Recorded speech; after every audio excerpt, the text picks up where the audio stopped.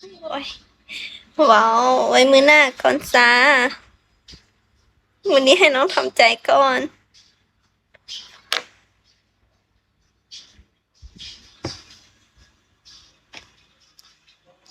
ขอบคุณค่ะ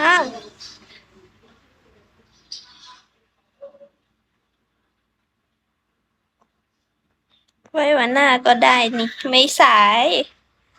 เหลือเวลาเยอะ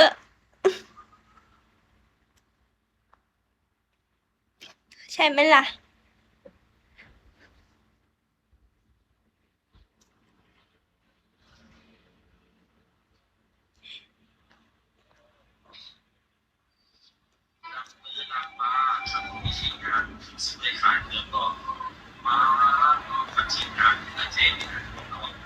มีคนเดียวกันอะไร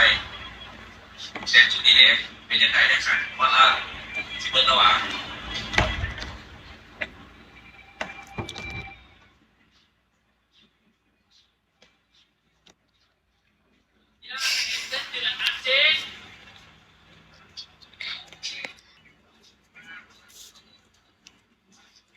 โอ้เยอะขนาดนั้นเลยเหรอเธอ Amazing มาก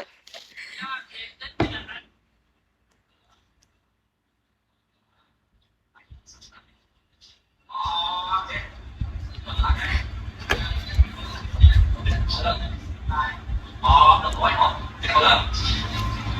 เอาไว้อันนี้เป็นส่วนใหญ่แล้วก็มันจะเป็นเราได้ถ่ายเรื่องพวกนั้นเนี่ยยังทำอะไรเรื่องมันยังไงก็เอาเรื่องว่าที่ไหนก็แล้วก็ตามส่วนคนอื่นอะไร เฮ้ย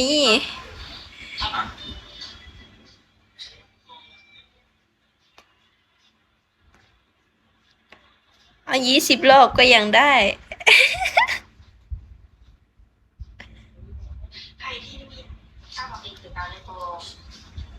กะ ถ้าเบิ่งก่อนบางทีเนาะบางทีเขาอาจจะมีเฮียน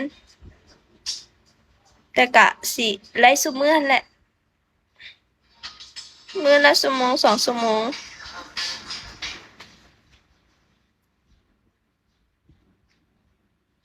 ได้ค่ะ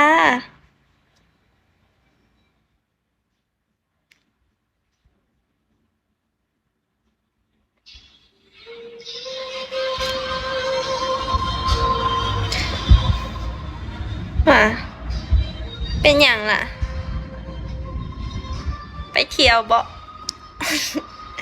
สิไปเที่ยวอ่ะ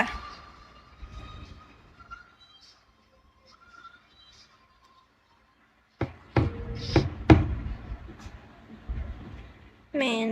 อ๋อ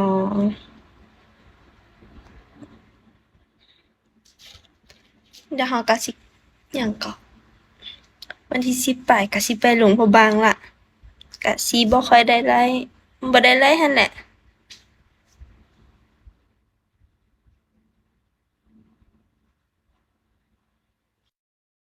อ๋อ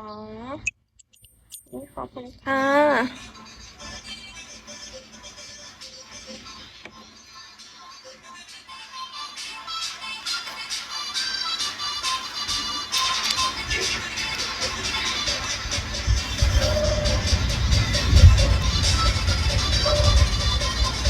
ใช่เหรอ